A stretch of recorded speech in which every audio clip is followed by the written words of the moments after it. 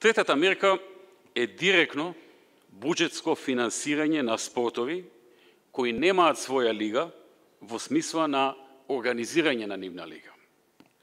Постојат популарни спортови за кои Македонија има успешна традиција, кои не се професионално организирани во соодветна спортска редовна лига.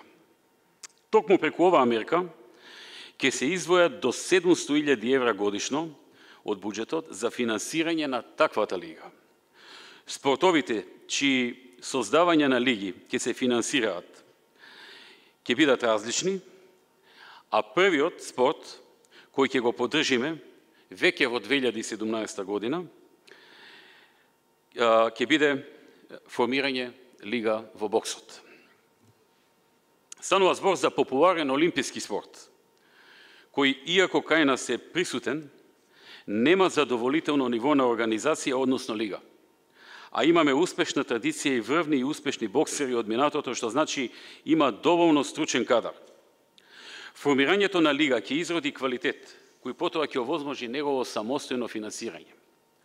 За цел формирање на лигата ќе се организира квалификационен турнир од страна на Агенцијата за млади и спорт на сите клубови кои ќе се пријават. При што најдобрите 8 тима, односно клубови, ќе влезат во првата лига, а вторите 8 во втората лига. И оваа лига ќе започне да функционира, двете лиги ќе започне да функционираат од септември 2017 година. Надвор од државниот надомест, наменет за секој боксер, ако клубот обезбеди дополнителни спонзорства со новите можности за ослободување на данок на добивка, може да им се даде и додатни средства на своите боксери и тренери од она кое ќе биде обезбедено директно од државата. А што ќе биде обезбедено? Во однос на директната поддршка, која ќе се доделува, боксерите во првата лига директно ќе се плаќаат од Агенцијата за млади и спорт, од КОЛО, и првичните замисли се во надпреварот клуб со клуб, дома и во гости. Секој поединечен боксер, победник, на секој меч да добие 350 евра награда, а поразениот 150 евра за првата лига. За нерешен резултат двата боксери би добиле по 200 евра и 30% помалку за втората лига. Тренерот исто така по 200 евра од меч, помошник тренер 100 евра, плюс лекари, делегати и судии, при што и овие износи не се финални и ќе бидат дел од јавната расправа. Победа на клубот носи 2 бода, пораз 0, нерешено по 1 бод. Еден викенд би имало КОЛО во првата лига, втор викенд во втората лига, помеѓу септември и мај. Тоа е правичната замисла која ќе биде поставена на јавна расправа и дискусија со Боксерската федерација. Секој клуб ќе треба да обезбеди боксер во секоја од 10 категории и може да му фалат надпреварувачи максимум во 3 категории во кои би му се сметал службен пораз. Втората лига би можела да биде поделена на втора лига Исток и Запад. Шампионите од двете лиги би влегувале во првата лига.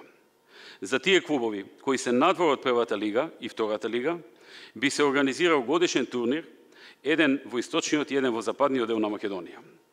Победниците би влегле во втора лига, а последните два во втората лига би испаднале и би чекале шанса за следната година преку турнирот да влезат во втора лига. Доколку федерацијата само обезбеди средства, има можности за формирање на трета лига, државата нема да го попречи, тоа се разбира. Клубот шампион ќе добие 20.000 евра годишна награда, а висе шампионот 10.000 евра годишна награда. Секоја екипа во прва и втора лига на секој меч мора да има лекар, за него ќе се одвојат, како што кажав, по 100 евра од меч, независно дали ќе победат или загубат надпреварувачите. Лекарот треба да присуствува и на самите тренинзи.